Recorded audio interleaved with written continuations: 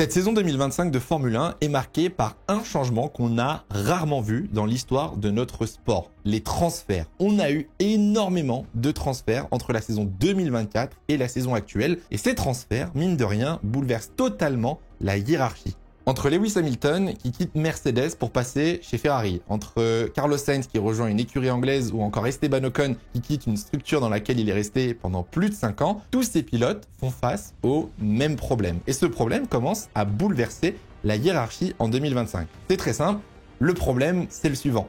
L'adaptation dans une nouvelle équipe de Formule 1. Ça peut paraître tout bête, mais oui, lorsqu'il y a un transfert, il faut s'adapter à cette nouvelle équipe. Il faut s'adapter à une nouvelle voiture, à un nouvel environnement, à des nouveaux collègues de travail et mine de rien, ça peut très rapidement poser problème pour certains pilotes. Entre la pression médiatique, la pression sportive, les comparaisons peut-être injustes aussi à certains moments, aujourd'hui, on va essayer de comprendre en quoi c'est si difficile de changer d'équipe et pourquoi certains pilotes n'arrivent pas encore en 2025 à atteindre leur plein potentiel. Vous allez voir que le sujet n'est pas si facile et que c'est un problème bien plus profond, donc n'hésitez pas à partager cette vidéo avec vos amis qui ne comprennent peut-être pas ce qui se passe en 2025. N'hésitez pas à mettre un j'aime et à nous donner votre avis dans les commentaires. Et sans plus tarder, passons tout de suite au réel problème de 2025 et pourquoi c'est si difficile de s'adapter à une nouvelle équipe en Formule 1.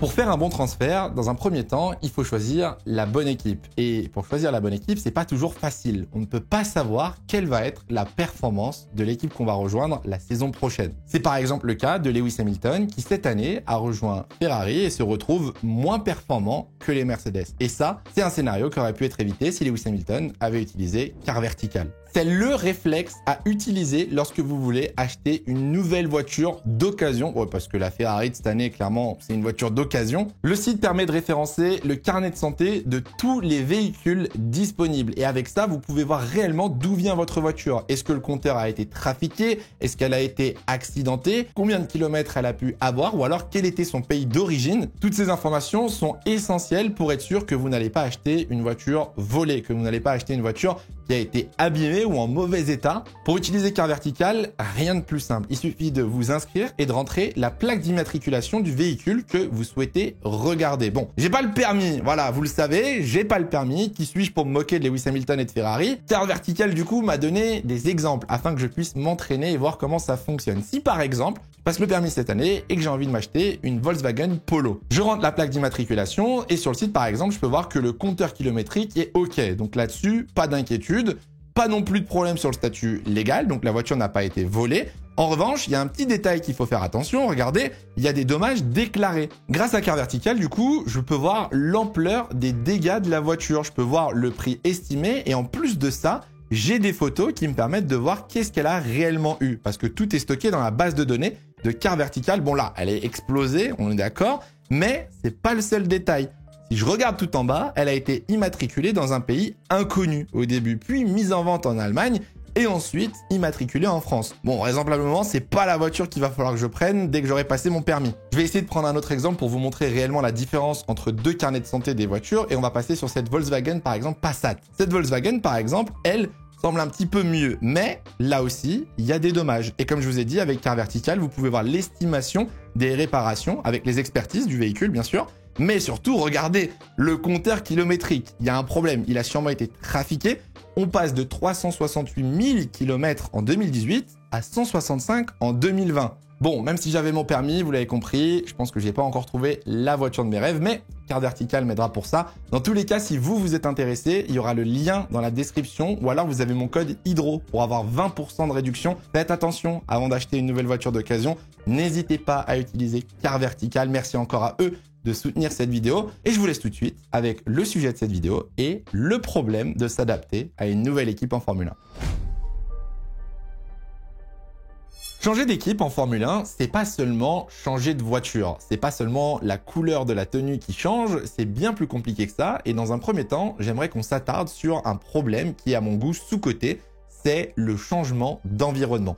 Lorsque vous changez littéralement de structure, voire même de pays pour certains pilotes, la majorité des écuries de Formule 1 sont situées en Angleterre, entre Aston Martin, Red Bull, Williams ou encore Mercedes. Ça facilite énormément le travail pour la plupart des pilotes, mais dans certains cas, d'autres écuries sont situées dans d'autres pays, voire même d'autres continents. C'est le cas, par exemple, de Ferrari. La Scuderia Ferrari, située à Maranello, c'est un tout autre environnement, c'est une toute autre mentalité et surtout un style de vie totalement différent.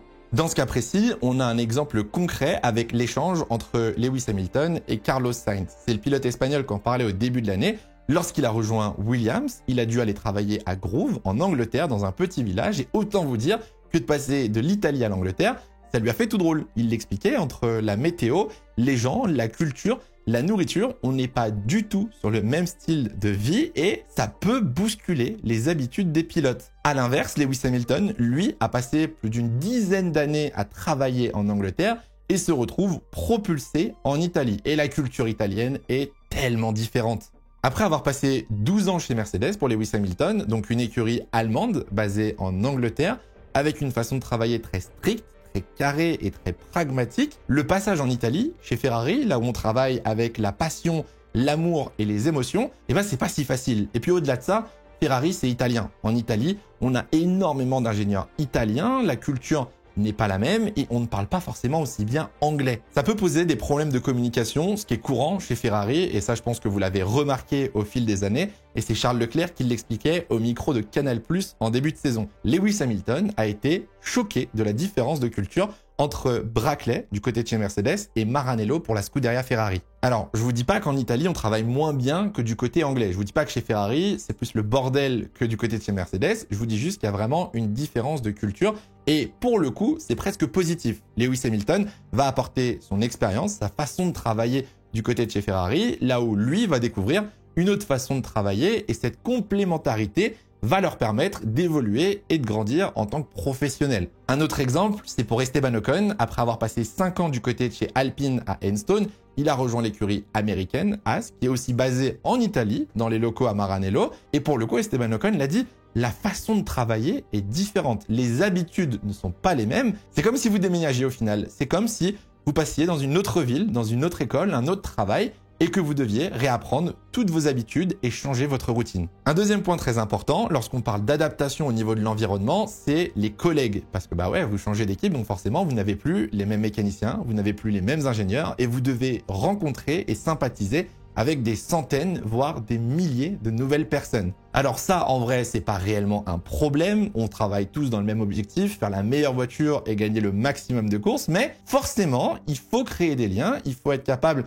de trouver des affinités avec certaines personnes et encore plus avec l'équipe de course qui va vous suivre sur 24 week-ends durant l'année, que ce soit mécanicien, ingénieur et plus particulièrement l'ingénieur de piste. L'ingénieur de piste, c'est l'ingénieur qui est en contact constant avec le pilote lorsqu'il est dans la voiture. C'est l'ingénieur que vous allez entendre à l'oreillette et c'était le cas pour Lewis Hamilton par exemple avec Peter Bonington et qui est Bono. 12 ans de collaboration, ça se passait à merveille, les deux étaient ultra complémentaires et lors du transfert de Lewis Hamilton, tout le monde espérait voir Bono arriver chez Ferrari. Bon, malheureusement, Peter Bonington n'a pas souhaité quitter l'Angleterre, n'a pas souhaité quitter son pays et laisser sa famille pour venir en Italie et du coup, Hamilton se retrouve avec Riccardo Adami, ancien ingénieur de Sebastian Vettel et de Carlos Sainz. Alors honnêtement, Adami est un très bon ingénieur. Là-dessus, j'y reviendrai pas, mais il faut recréer justement cette connexion entre le pilote et l'ingénieur de piste. Et là, ça prend du temps. C'est pas si facile au final de s'accommoder à un nouvel ingénieur. Et vous l'avez entendu depuis le début de la saison,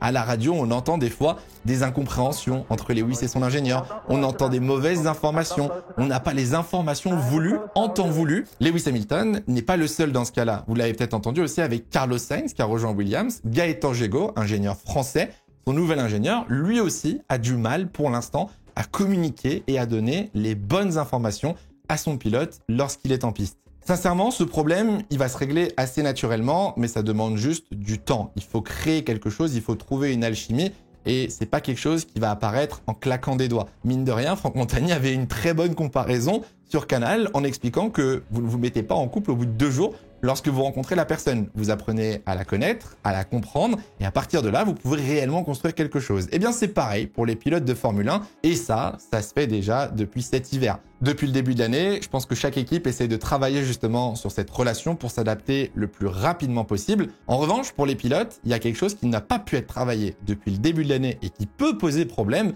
c'est l'utilisation de la nouvelle monoplace.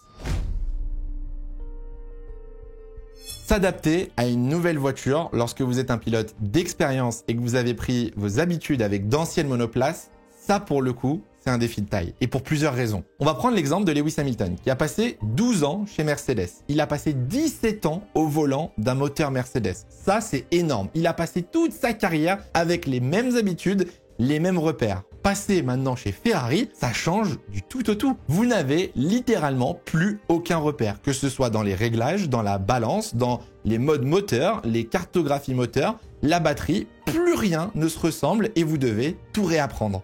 On va commencer par parler du moteur et on va parler surtout du moteur Ferrari parce que ce moteur Ferrari, il est assez particulier et il est surtout unique. Le meilleur exemple que j'ai, c'est les déclarations d'Esteban Ocon en début de saison qui disait qu'en rejoignant Haas, il avait dû oublier tout ce qu'il avait appris au volant des précédentes monoplaces qu'il a conduit. Le moteur Ferrari est unique en son genre et ne se retrouve nulle part ailleurs, que ce soit les procédures, le passage de vitesse, les différents réglages hybrides, les différentes cartographies que vous pouvez avoir. Rien ne se compare à ce que les autres motoristes peuvent faire. Et ça, il faut le réapprendre. Lewis Hamilton, lui de son côté, évoque depuis plusieurs Grands Prix maintenant la difficulté d'utiliser le frein moteur sur sa Ferrari. Parce que oui, chez Mercedes, pendant 12 ans, il n'a jamais eu à utiliser le frein moteur pour faire pivoter sa voiture. Il y a tellement de réglages sur ce moteur Ferrari pour faire pivoter justement la voiture et essayer de la pousser en termes de performance que Lewis Hamilton n'a toujours pas trouvé la solution, n'a toujours pas compris réellement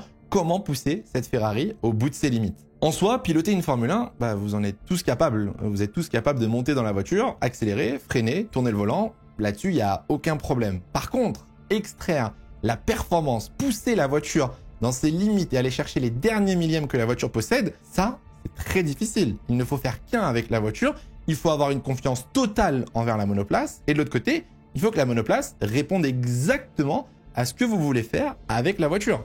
Je vous ai parlé du moteur, mais ça va bien plus loin que ça. Vous devez vraiment vous sentir bien dans cette voiture. Vous devez vous accommoder à cette nouvelle monoplace, quitte à changer beaucoup de choses. Par exemple, le volant. C'est l'une des premières choses que les pilotes changent en début de saison. Aucun pilote n'a le même volant que son coéquipier. Lewis Hamilton, par exemple, a fait modifier les palettes pour passer les vitesses, a fait bouger différents boutons et rotatifs sur le volant Ferrari. Du côté de Carlos Sainz, c'est la même chose. Esteban Ocon, lui aussi, a été le premier à demander à retravailler sur le volant de Haas. Il avait d'ailleurs mis une petite balle à Alpine en lui disant que ça avait pris quelques jours là où ça prendrait quelques semaines chez Alpine. Ce temps d'adaptation, il est important et c'est pas facile pour tout le monde. Certains vont mettre plus de temps que d'autres et certains vont y arriver plus facilement. Comme par exemple Nico Hülkenberg qui a l'habitude de changer d'équipe. Il l'a fait plusieurs fois dans sa carrière. Il l'expliquait, c'est comme un déménagement. Quand tu as l'habitude de déménager, tu t'habitues plus vite à ton nouvel environnement. Tu retrouves tes repères plus rapidement. Et c'est la même chose en Formule 1.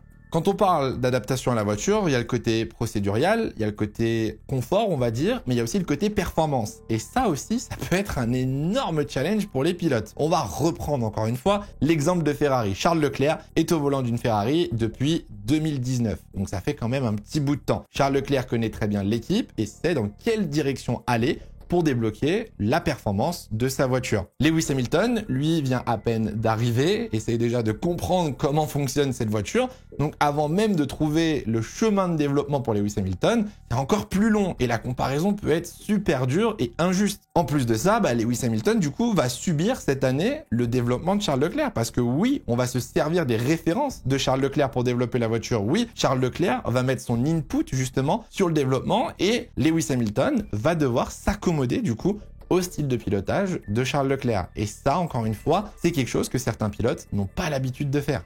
Après le Grand Prix d'Arabie Saoudite, au micro de Canal+, Charles Leclerc a dit qu'il avait enfin compris dans quel sens le développement allait aller et que ça lui donnait de l'espoir pour retrouver de la performance. Sur le même week-end, Lewis Hamilton, lui, a eu un week-end cauchemardesque et ça peut vous donner une image un petit peu de ce qui pourrait arriver en 2025 au sein de la Scuderia. Alors vous allez me dire, mais Hydro, on a le simulateur. Lewis Hamilton ou les pilotes justement peuvent passer du temps au simulateur pour comprendre, se développer, apprendre à utiliser la voiture. Le simulateur, c'est pas la piste. C'est pas la même chose. Le simulateur de base, il est utilisé pour faire la corrélation entre la piste et la data informatique. Il est utilisé pour s'entraîner sur des procédures de départ, de safety car, de communication avec son ingénieur de piste. Mais prenez l'exemple de Yuki Tsunoda qui a rejoint Red Bull juste avant le Grand Prix du Japon. Il a passé 2 jours au simulateur à Milton Keynes et il expliquait qu'au simulateur, la Red Bull était parfaite. Il n'y avait aucun problème et qu'il se sentait totalement à l'aise dans la voiture. Une fois arrivé en free practice, lors de la FP1, juste après, en interview, Yuki Tsunoda a expliqué que le comportement était totalement différent et que la corrélation n'était pas bonne entre le simu et la piste. Et mine de rien, cette différence, ça peut vous donner des faux repères. Ça peut vous mener sur une fausse direction.